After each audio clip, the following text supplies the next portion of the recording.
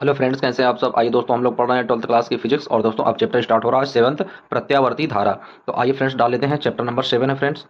तो डाल लेते हैं चैप्टर नंबर 7। और दोस्तों चैप्टर नंबर 7 का नाम क्या है दोस्तों? तो नाम है इसका प्रत्यावर्ती प्रत्यावर्ती धारा। तो आइए फ्रेंड्स, देख लेते हैं प्रत्यावर्ती धारा क्या होती है और इसका वक्र किस तरीके से दोस्तों होता है, प्रत्यावर्ती धारा चलती कैसे है, इसका मतलब क्या होता है। तो आइए फ्रेंड्स देख लेते हैं। सबसे पहली हेडिंग डाल लेते हैं प्रत्यावर्ती धारा। तो आइए दोस्तों डाल देते हैं पहली हेडिंग जो है वही समझ लेते हैं दोस्तों। तो पहली हेडिंग क्या है दोस्तों? पहली हेडिंग है प्रत्यावर्ती धारा। तो डालेंगे दोस्तों प्रत्यावर्ती धारा। अब आइए दोस्तों देख लेते हैं प्रत्यावर्ती धारा क्या होती है। तो फ्रेंड्स, प्रत्यावर्ती धारा क्या होती है? यानी किसी विद्युत परिपथ में वह धारा जो समय के साथ अपनी दिशा को बदलती है। दोस्तों क्या है? समय के साथ क्या करती है? अपनी दिशा को बदलती है। तो ऐसी धारा क्या कहलाती है? ऐसी धारा कहलाती है दोस्तों प्रत्यावर्ती धारा। तो आइए देख लेते हैं किस तरीके से दोस्तों समय के अनुसार बदलती है। इस तरीके का देख लेते हैं दोस्तों। ये वाला जो पॉइंट है इसे जीरो मानेंगे, बीच का पॉइंट है। और ऊपर वाला जो है ये प्लस में है, और जो नीचे वाला है दोस्तों ये माइनस में है। जैसे दोस्तों ये -1 और इसे +1 के रूप में मान लेते हैं। और दोस्तों प्रत्यावर्ती धारा क्या चलती कैसे? ये वाला जो ग्राफ है ये इसका समय होता है। तो दोस्तों किस तरीके से चलती है ये? तो प्रत्यावर्ती धारा का जो चलना होता है दोस्तों, समय के साथ साथ अपनी स्थिति में परिवर्तन करती है। इस तरीके से चलती है ये, इस तरीके से दोस्तों चलती है। तो ये कैसा होता है वक्र? ये होता है वक्र प्रत्यावर्ती धारा का। यानी क्या करती है ये? समय के साथ साथ अपनी स्थिति में परिवर्तन करती है। तो आइए दोस्तों देख लेते हैं कि वह धारा क्या लिखेंगे दोस्तों? वह धारा जो किसी वह धारा जो किसी विद्युत परिपथ में विद्युत परिपथ में वह धारा जो किसी विद्युत परिपथ में समय के साथ साथ समय के साथ साथ समय के साथ साथ अपनी स्थिति में परिवर्तन करती है अपनी स्थिति में परिवर्तन करती है या लगातार लगातार अपनी स्थिति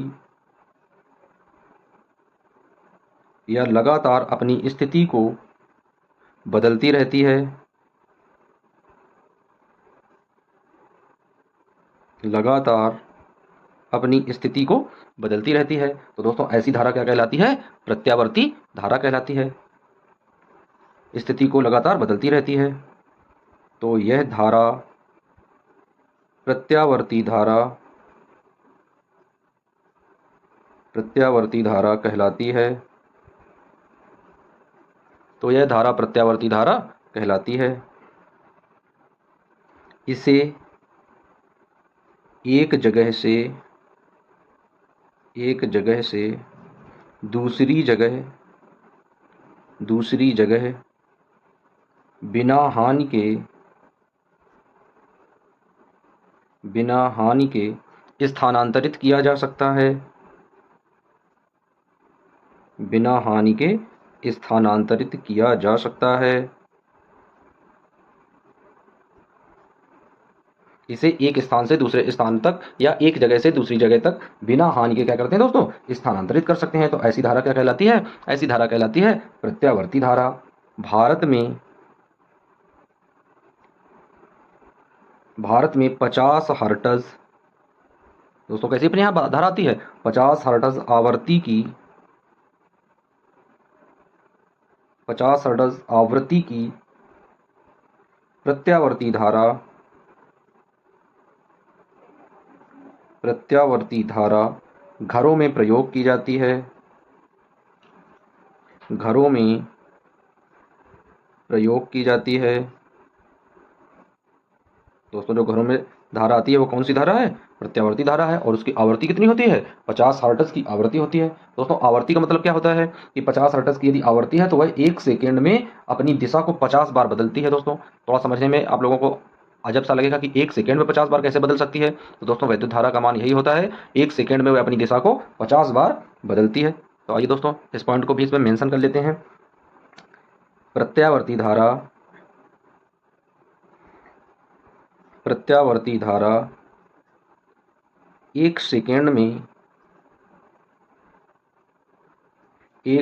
में अपनी दिशा को 1 सेकेंड में अपनी दिशा को 50 बार बदलती है, अपनी दिशा को 50 बार बदलती है। दोस्तों इस तरीके से होती है प्रत्यावर्ती धारा। अपनी दिशा को क्या करती है, 50 बार बदलती है। और दोस्तों यदि इसे चालक तार के द्वारा से या किसी दोस्तों खंभे के द्वारा जो उसमें तार लगे होते हैं उनसे यदि एक स्थान से दूसरे स्थान तक इसे ले जाते हैं तो इसमें किसी भी प्रकार की ऊर्जा की हानि नहीं होती है। अब आइए दोस्तों देख लेते हैं दूसरा पॉइंट। तो दोस्तों दूसरा पॉइंट क्या है, दिष्ट धारा। यह कैसी धारा थी दोस्तों, ये थी प्रत्यावर्ती धारा। अब आइए देख लेते हैं दिष्ट धारा क्या होती है। तो हेडिंग डालेंगे फ्रेंड्स, दिष्ट धारा।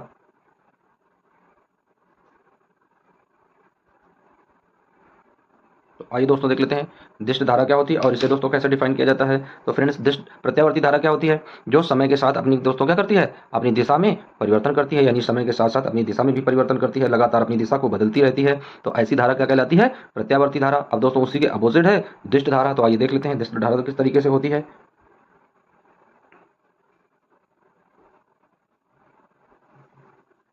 ये वाला पॉइंट दोस्तों हो जाएगा +1 और ये वाला पॉइंट हो जाएगा -1। दोस्तों यहाँ पर बीच में 0 हो जाएगा। अब आइए दोस्तों देख लेते हैं जो दिष्ट धारा है उसका किस तरीके से ग्राफ होता है। दिष्ट धारा तो दोस्तों यदि प्लस में जाएगी तो इस तरीके से सीधे निकल जाएगी, इस तरीके से ऐसे बिना अपना मार्ग बदले एकदम से सीधे निकल जाएगी। और दोस्तों यदि माइनस में जाएगी तो नीचे से निकल जाएगी। यदि 0 के सामने सापेक्ष जाएगी तो एकदम से सीधे पहले से बनी है। तो दोस्तों दिष्ट धारा क्या हो गई, कि वह धारा जो समय के साथ अपनी स्थिति में कोई परिवर्तन नहीं करती है, ऐसी धारा दिष्ट धारा कहलाती है। तो आइए दोस्तों देख लेते हैं, इसे लिख लेते हैं। तो क्या लिखेंगे दोस्तों, वह धारा जो किसी विद्युत परिपथ में, जो किसी विद्युत परिपथ में, विद्युत परिपथ में समय के साथ, समय के साथ कोई स्थिति परिवर्तन, कोई स्थिति परिवर्तन नहीं करती है,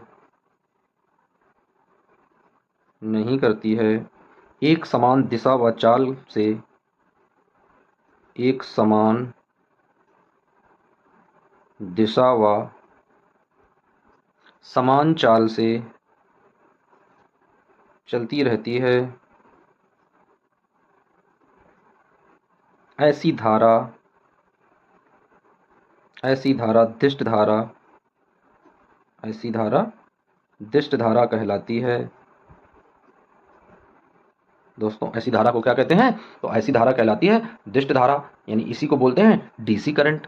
और दोस्तों प्रत्यावर्ती धारा जो होती है उससे बोलते हैं एसी करंट। अब आइए दोस्तों देख लेते हैं, यदि एसी धारा यानी प्रत्यावर्ती धारा को एक स्थान से दूसरे स्थान तक ले जाना हो तो दोस्तों क्या करते हैं, उसमें किसी प्रकार की ऊर्जा की हानि नहीं होती है। लेकिन यदि दिष्ट धारा को एक जगह से दूसरी जगह ले जाएं, एक स्थान से दूसरे स्थान तक स्थानांतरित करें दोस्तों किसी चालक तार के माध्यम से, तो क्या होता है। तो आइए दोस्तों देख लेते हैं, दिष्ट धारा को, दिष्ट धारा को एक स्थान से, एक स्थान से दूसरे स्थान तक, दूसरे स्थान तक ले जाने में, ले जाने में ऊर्जा की हानि होती है, ऊर्जा की हानि होती है। दोस्तों आप लोग समझ सकते हैं जैसे घरों में छोटी सी कोई बैटरी होती है और दोस्तों उस बैटरी में यदि हम 1 किलोमीटर लंबा तार लगा दें तो उसकी जो ऊर्जा है तो वो उसी चालक तार में ही, क्योंकि चालक तार में क्या होता है, प्रतिरोध होता है जो उसकी धारा के मार्ग में अवरोध उत्पन्न करता है। दोस्तों जितना बड़ा चालक होगा, जितना बड़ा चालक तार होगा उतना ज़्यादा प्रतिरोध बनेगा। तो दोस्तों इस तरीके से दिष्ट धारा जो है जब उसे एक स्थान से दूसरे स्थान पर किसी चालक तार के द्वारा ले जाते हैं तो ऊर्जा की हानि अत्यधिक मात्रा में होती है। लेकिन जब प्रत्यावर्ती धारा को एक स्थान से दूसरे स्थान पर ले जाते हैं तो उसमें ऊर्जा की हानि किसी भी प्रकार से नहीं होती है। अब आइए दोस्तों देख लेते हैं नेक्स्ट डेफिनेशन क्या है फ्रेंड्स। तो अगली हेडिंग डाल लेते हैं, प्रत्यावर्ती धारा का आयाम क्या होता है दोस्तों। तो लिखेंगे प्रत्यावर्ती धारा का, प्रत्यावर्ती धारा का आयाम। तो आइए दोस्तों देख लेते हैं प्रत्यावर्ती धारा का क्या आयाम होता है। जब कोई कुंडली, जब कोई कुंडली, जब कोई कुंडली चुंबकीय क्षेत्र में घूमती है, चुंबकीय क्षेत्र में, चुंबकीय क्षेत्र में घूमती है जब कोई कुंडली चुंबकीय क्षेत्र में घूमती है तो दो स्थितियां ऐसी आती हैं, तो दो स्थितियां ऐसी आती हैं,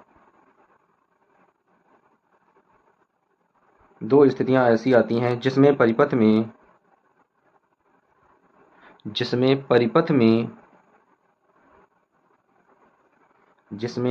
में उत्पन्न प्रत्यावर्ती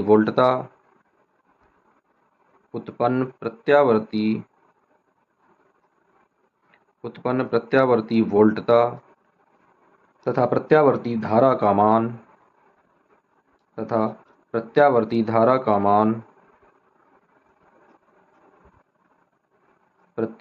धारा का मान महत्तम होता है।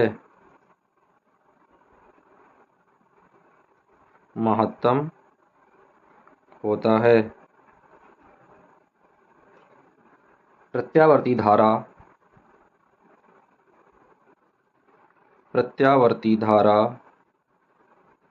तथा वोल्टता के इस अधिकतम मान को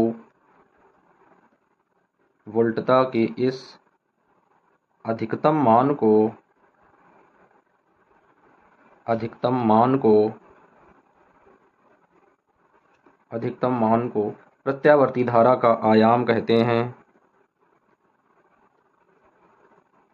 प्रत्यावर्ती धारा का आयाम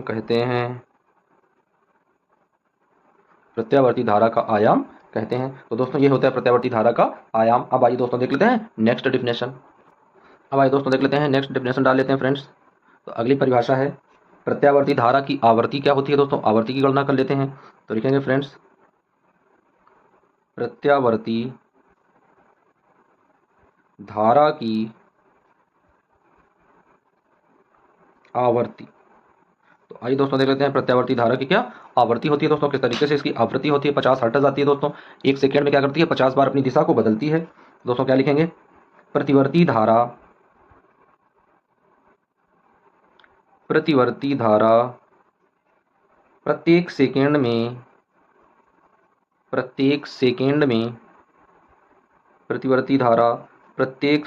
में जितने चक्कर पूरा करती है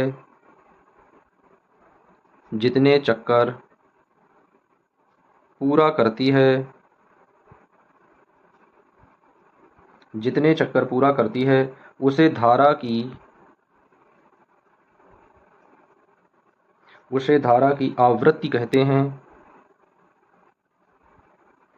धारा की आवृत्ति कहते हैं। एक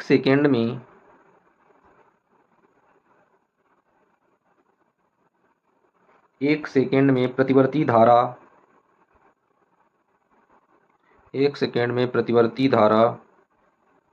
जितने चक्कर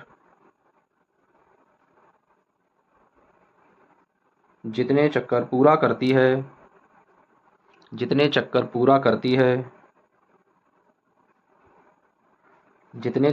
करती है उसे प्रतिवर्ती धारा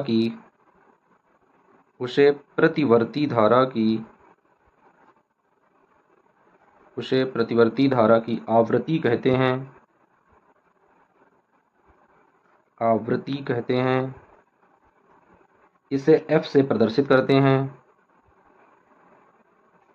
इसे स्मॉल f से प्रदर्शित करते हैं।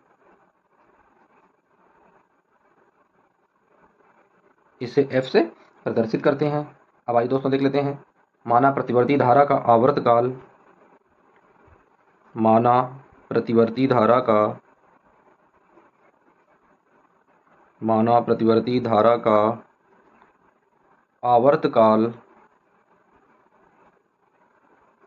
आवर्तकाल कैपिटल T है तो आवृत्ति बराबर दोस्तों क्या हो जाएगा। तो आवृत्ति बराबर आ जाएगा दोस्तों 1/आवर्तकाल 1 बटे आवर्तकाल। अब आइए दोस्तों देख लेते हैं आवर्ती को कहाँ से लिखते हैं। तो आवर्ती दोस्तों लिखा जाता है एफ से, तो एफ बना देंगे, एफ इक्वल टू 1 बाई, और दोस्तों आवर्तकाल कैसे होता है, कैपिटल टी से। तो इस तरीके से ये क्या प्राप्त हो गया दोस्तों, ये इक्वेशन मिल गया। और ये इक्वेशन का है आवर्ती का है। इसका मात्रक हर्ट्ज होता है, हर्ट्ज होता है। और दोस्तों हर्ट्ज को कैसे लिखते हैं, एच जेड से प्रदर्शित करते हैं। तो इसका मात्रक दोस्तों क्या होता है, हर्ट्ज होता है। इसे एच जेड से प्रदर्शित किया जाता है। तो अब आइए दोस्तों देख लेते हैं इसकी नेक्स्ट डेफिनेशन में क्या है फ्रेंड्स। हमने लोगों ने पढ़ लिया आवर्ती देख ली। अब दोस्तों देख लेते हैं कि इसका आवर्तकाल क्या होता है। तो आइए इसका आवर्तकाल देख लेते हैं फ्रेंड्स।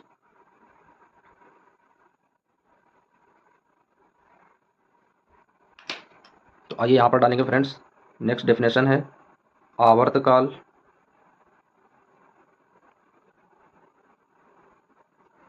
आवर्तकाल, तो दोस्तों प्रत्यावर्ती धारा की आवर्ती देख ली है, अब प्रत्यावर्ती धारा का ये आवर्तकाल है। तो आइए दोस्तों आवर्तकाल देख लेते हैं। प्रत्यावर्ती धारा को, प्रत्यावर्ती धारा को अपना एक चक्कर पूरा करने में, एक चक्कर पूरा करने में, एक चक्कर पूरा करने में जितना समय लगता है, जितना समय लगता है, अपना एक चक्कर पूरा करने में जितना समय लगता है, उसे प्रत्यावर्ती धारा का, उसे प्रत्यावर्ती धारा का आवर्तकाल कहते हैं। प्रत्यावर्ती धारा का आवर्तकाल कहते हैं। अब आइए दोस्तों देख लेते हैं कि प्रत्यावर्ती धारा को आवर्तकाल कहते हैं, और इसको दोस्तों किस तरीके से हम लोग लिखते हैं। इसे कैपिटल टी से प्रदर्शित करते हैं, इसे कैपिटल टी से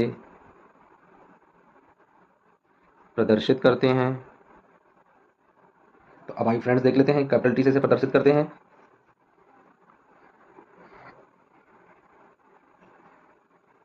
दोस्तों क्या लिखेंगे, कैपिटल टी बराबर यानी आवर्तकाल। तो आवर्तकाल बराबर दोस्तों क्या हो जाता है, दूरी और बटे, दूरी बटे चाल। दोस्तों ये फार्मूला होता है, यानी समय बराबर क्या होता है, दूरी बटे चाल, और चाल बराबर क्या होता है, दूरी बटे समय। दोस्तों आवर्तकाल क्या है, आवर्तकाल भी एक समय होता है। दोस्तों ये भी क्या होता है, ये भी एक समय होता है। अब दोस्तों आइए देख लेते हैं इसकी दूरी क्या है और ये इसकी चाल क्या है। तो फ्रेंड्स यहाँ पर किसकी बात हो रही है, तो यहाँ पर बात हो रही है कुंडली की। और दोस्तों किस तरीके से कुंडली होती है, आइए हम लोग समझ लेते हैं। इस तरीके से दो चुंबकीय द्विध्रुव होते हैं एन व एस, और दोस्तों इसके बीच में एक कुंडली स्थापित होती है। इस तरीके से एक कुंडली लगी होती है दोस्तों यहाँ पर सी डी। दोस्तों इस तरीके से एक कुंडली होती है, और ये कुंडली दोस्तों इस तरीके से इसके मध्य से ऐसे ऐसे यहाँ पर रोटेशन करती है। दोस्तों इसका जो एक चक्कर लगता है वो कितने के बराबर होता है, वो 360 के बराबर होता है। तो दोस्तों यहाँ पर देख लेते हैं दूरी क्या आ जाएगी। तो आवर्तकाल को कैसे लिखेंगे, कैपिटल टी से। और दोस्तों दूरी क्या आ जाएगी, तो दूरी आ जाएगी दोस्तों कितनी आ जाती है यहाँ पर, जब निकालते हैं तो दोस्तों 360, यानी एक जब चक्कर लगाती है तो 360 हो जाता है। और दोस्तों 360 को क्या लिख सकते हैं, 2 पाई लिख सकते हैं। और अपान में दोस्तों चाल क्या होता है, तो चाल को लिखते हैं ओमेगा से। और ये क्या है दोस्तों, कोणीय वेग है। जब कोई वस्तु सीधे पथ पर गति करती है तो वो वेग कहलाता है, और जब कोई वस्तु जो है गोल गोल घूमती है तो दोस्तों उसको बोलते हैं कोणीय वेग। तो ओमेगा क्या है, ओमेगा जो है ये है उसका कोणीय वेग। किसका दोस्तों, कुंडली का कोणीय वेग लिख लेते हैं यहाँ पर। ये क्या है, कुंडली का कोणीय वेग है। तो लिखेंगे कुंडली का कोणीय वेग। दोस्तों ये क्या है, कुंडली का कोणीय वेग। अब आइए दोस्तों इसका मान रख देते हैं। मान इसका किस में रखेंगे, तो फ्रेंड्स इसका मान रखेंगे हम लोग आवर्ती में। किस में रखेंगे, आवर्ती में। तो आइए देख लेते हैं दोस्तों आवर्ती को कैसे लिखते हैं, स्मॉल एफ से। और फार्मूला क्या होता है, 1 बाई कैपिटल टी। अब दोस्तों मान लगा देते हैं तो क्या आ जाएगा, f equal to 1 by t का मान दोस्तों क्या है, तो टी का मान है 2 पाई बाई ओमेगा। अब दोस्तों जब ओमेगा का मान निकालेगा तो ओमेगा चला जाएगा ऊपर, तो क्या यहाँ पर आ जाएगा, एफ बराबर फ्रेंड्स क्या आ जाएगा, तो लिखेंगे एफ इक्वल टू ओमेगा ऊपर हो जाएगा तो ओमेगा बाई 2 पाई। और दोस्तों ये फार्मूला प्राप्त हो जाता है, किसका है ये आवर्ती का फार्मूला है। लिख लेते हैं यहाँ पर आवर्ती, आवर्ती दोस्तों ये है। तो एफ बराबर क्या आ गया, ओमेगा बाई 2 पाई। तो इस तरीके से दोस्तों हम लोगों ने क्या ज्ञात कर लिया, आवर्तकाल और इसकी आवर्ती निकाल ली। तो दोस्तों आवर्तकाल का मात्रक क्या होता है, इसका मात्रक सेकेंड होता है। तो लिख देंगे यहाँ पर आवर्तकाल का मात्रक,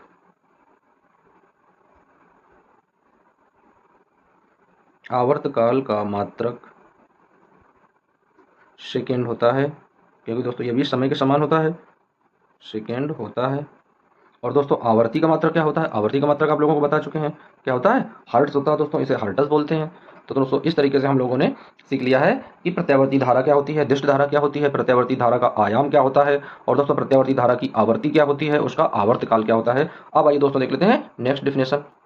अब आइए फ्रेंड्स देख लेते हैं नेक्स्ट डिफिनेशन क्या है। तो दोस्तों नेक्स्ट डिफिनेशन डाल लेते हैं। प्रत्यावर्ती धारा का कालांतर क्या होता है दोस्तों? तो क्या लिखेंगे?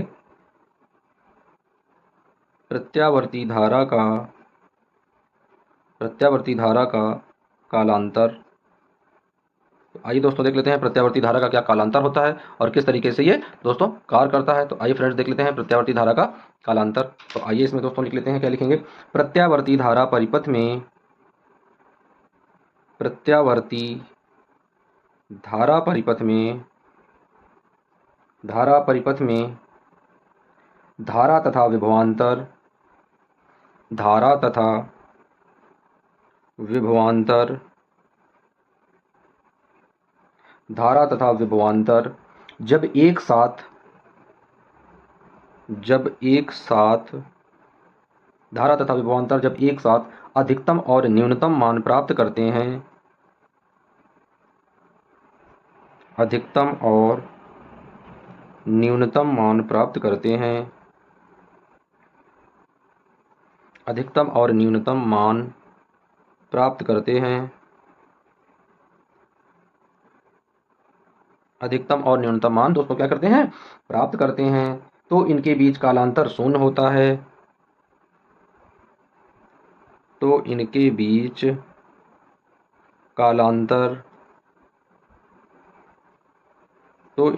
कालांतर शून्य होता है।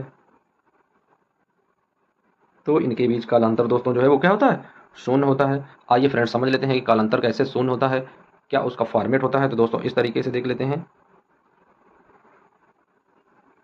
ये एक ग्राफ है फ्रेंड्स, यहाँ पर हम लोग प्लस का वन रखते हैं, यहाँ पर हम लोग माइनस का वन रखते हैं और बीच में शून्य होता है। अब दोस्तों जैसे मान लेते हैं कि यदि हम लोग वोल्टता के लिए ब्लैक पेन इस्तेमाल कर रहे हैं, तो दोस्तों यहाँ पर किस तरीके से धारा का मान बढ़ेगा। और हम लोग जानते हैं प्रत्यावर्ती धारा कैसे चलती है, श्रृंग और गर्त के रूप में चलती है, यानी इस तरीके से इसका अधिकतम मान होता है ऐसे, और ये इस तरीके से आकर यहाँ पर इस तरीके से मिल जाती है दोस्तों। ये इसका पूर्ण एक चक्कर होता है। यहाँ पर दोस्तों शून्य होता है, यहाँ पर जो लिखेंगे ये 90 डिग्री का मान होता है दोस्तों, ये उसका 180 डिग्री का मान हो जाता है, यहाँ पर दोस्तों 270 डिग्री हो जाता है, और यहाँ पर आकर 360 डिग्री हो जाता है। तो दोस्तों इस तरीके से यह चलती है। अब दोस्तों इसी के साथ में यदि धारा का हम सापेक्ष करें, धारा का अवकलन करें, तो दोस्तों ये वोल्टता का मान है और इसे अधिकतम मान कहते हैं। दोस्तों ये जो वोल्टता है ये वी से हम लोग लिख देते हैं, यानी ब्लैक पेन का जो इस्तेमाल किया है वो वोल्टता के लिए है। अब दोस्तों यदि धारा का मान देख लेते हैं, तो धारा भी इसी तरीके से अपना अधिकतम मान प्राप्त करती है, इस तरीके से, और यहाँ से अगर दोस्तों इस तरीके से यहाँ पर जुड़ जाती है। तो फ्रेंड्स ये वाला जो है ये हम लोगों ने धारा के लिए प्रयोग किया है। तो फ्रेंड्स इनके बीच का जो कालांतर है वो शून्य है, क्योंकि ये एक समय में अपना अधिकतम मान प्राप्त कर रही हैं और उसी एक समय में अपना न्यूनतम मान प्राप्त कर रही हैं, और दोनों के बीच में जो पहुंचने का समय है दोस्तों वो भी एकदम फिक्स है। तो इनके बीच बीच का जो कालांतर है वो क्या होगा फ्रेंड्स? शून्य हो जाएगा। तो यहाँ पर लिख देंगे जो कालांतर है वो क्या हो जाएगा दोस्तों? शून्य हो जाएगा।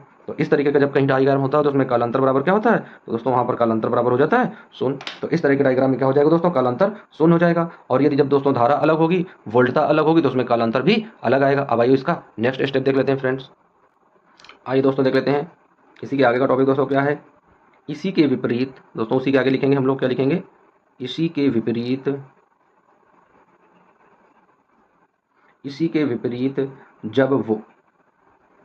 जब विभवांतर, इसी के विपरीत जब विभवांतर और धारा अलग अलग मान, विभवांतर और धारा अलग अलग मान अधिकतम और न्यूनतम, अधिकतम और न्यूनतम प्राप्त करते हैं, अधिकतम और न्यूनतम प्राप्त करते हैं, तो अधिकतम और न्यूनतम मान प्राप्त करते हैं, तो उनके मध्य, तो उनके मध्य कालांतर, कालांतर का मान, का मान भिन्न भिन्न प्राप्त होता है, दोस्तों क्या है, कालांतर का मान कैसे प्राप्त होता है, भिन्न भिन्न मान प्राप्त होता है। अब आइए फ्रेंड्स देख लेते हैं, उसमें क्या था, कालांतर शून्य था। अब इसमें दोस्तों देख लेते हैं किस तरीके का बनेगा फ्रेंड्स।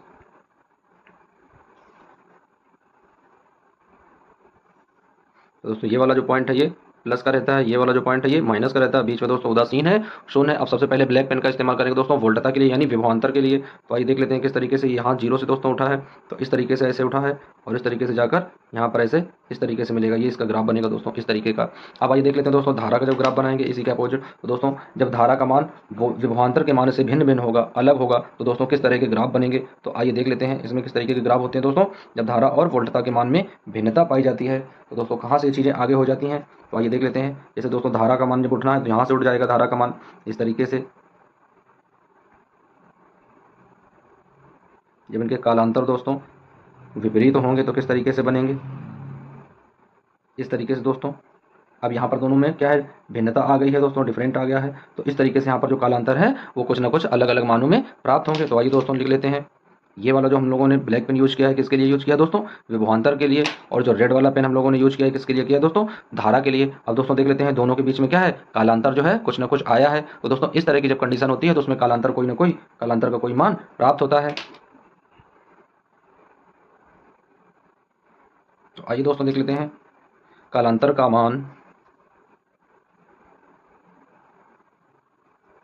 कालांतर का मान परिपथ में लगे प्रतिरोध, कुंडली और संधारित्र पर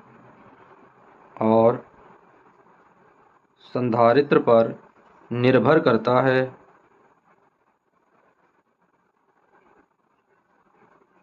संधारित्र पर निर्भर करता है। तो दोस्तों आइए हम लोगों ने समझ लिया है कालांतर किस तरीके से कालांतर बदलता है। दोस्तों इसके बाद जो हम लोग पढ़ेंगे आर परिपथ पढ़ेंगे, सी परिपथ पढ़ेंगे, एल परिपथ पढ़ेंगे, एलसीआर परिपथ पढ़ेंगे। दोस्तों सारी चीजें एकदम से दोस्तों क्लियर हो जाएंगी, कोई दिक्कत नहीं होगी। अब आइए देख लेते हैं दोस्तों वोल्टेज के बारे में।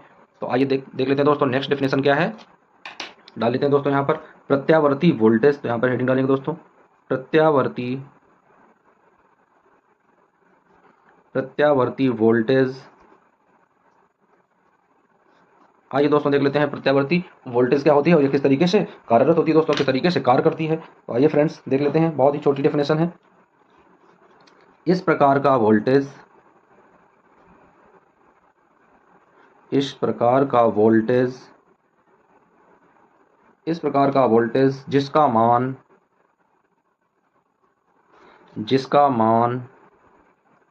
इस प्रकार का वोल्टेज जिसका मान व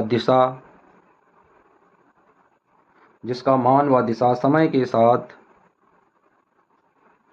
के साथ बदलता रहता है, समय के साथ बदलता रहता है और एक निश्चित समय के बाद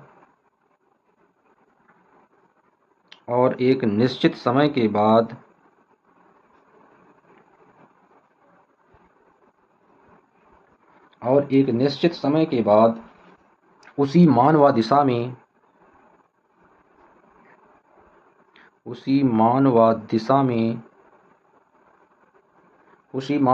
में वापस लौट आता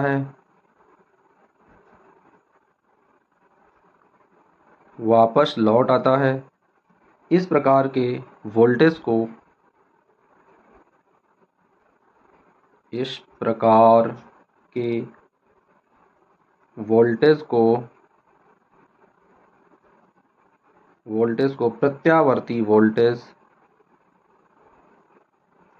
प्रत्यावर्ती वोल्टेज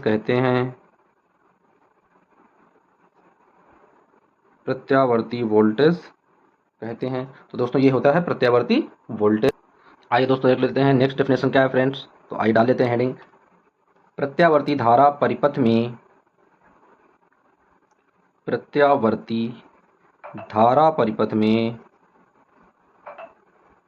धारा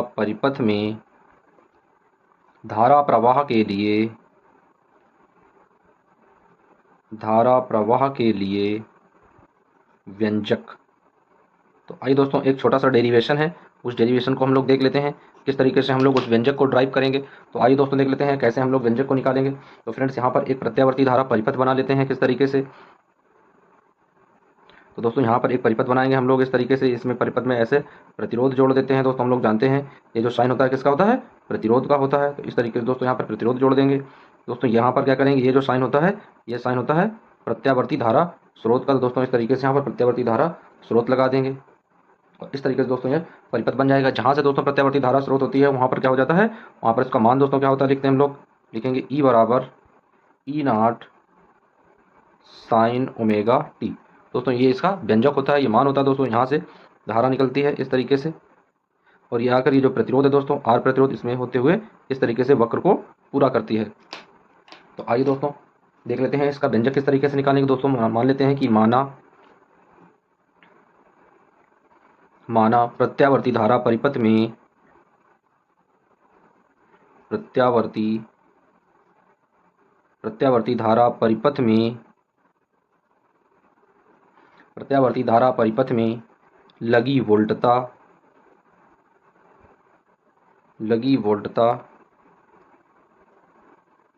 ई बराबर ई नॉट साइन ओमेगा टी। दोस्तों यहाँ पर देख लेते हैं लगी वोल्टता दोस्तों ये है। अब देख लेते हैं एक प्रतिरोध आर के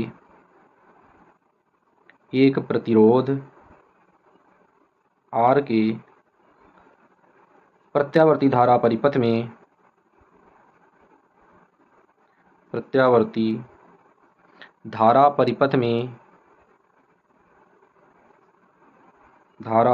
में क्षणिक विद्युत वाहक बल का मान, क्या दोस्तों, क्षणिक विद्युत वाहक बल का मान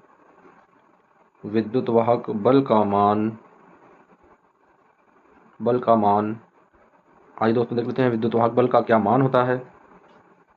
यदि इसमें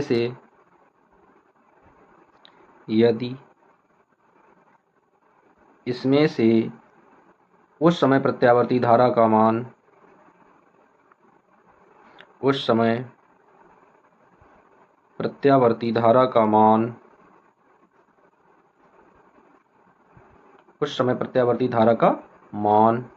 तो आइए दोस्तों देख लेते हैं धारा का मान क्या होता है। दोस्तों तो लिखेंगे धारा का मान ओम के नियम से, क्या लगाएंगे फ्रेंड्स, ओम के नियम से।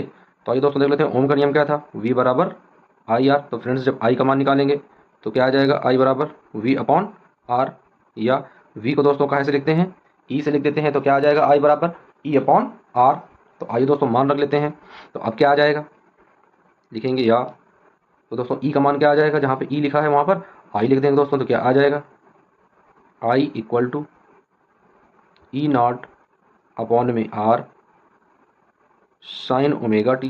दोस्तों ये आ जाएगा। अब आइए देख लेते हैं या, तो आई बराबर दोस्तों क्या आ जाएगा, आई बराबर ई नॉट अपॉन आर नॉट का मान क्या हो जाएगा, आई नॉट आ जाएगा दोस्तों। तो आई नॉट साइन ओमेगा टी। तो दोस्तों ये एक इक्वेशन प्राप्त हो गया है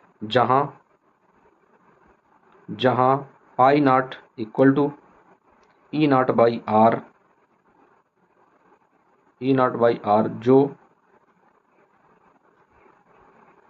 जो प्रत्यावर्ती धारा का शीर्ष मान होता है। दोस्तों क्या होता है, जो प्रत्यावर्ती धारा का शीर्ष मान होता है। अब आइए दोस्तों देख लेते हैं इसके मान क्या क्या होते हैं फ्रेंड्स। तो पहले क्या इक्वेशन दिया गया था वो पहले देख लेते हैं। तो दोस्तों क्या दिया गया है, E equal to E not sine omega t. तो आइए दोस्तों देख लेते हैं जहां E बराबर दोस्तों क्या है, वोल्टता का मान है, ये इसे दोस्तों क्या बोलते हैं, वोल्टता का मान है। और ई नॉट दोस्तों क्या बोलते हैं इसे, ये वोल्टता का शिखर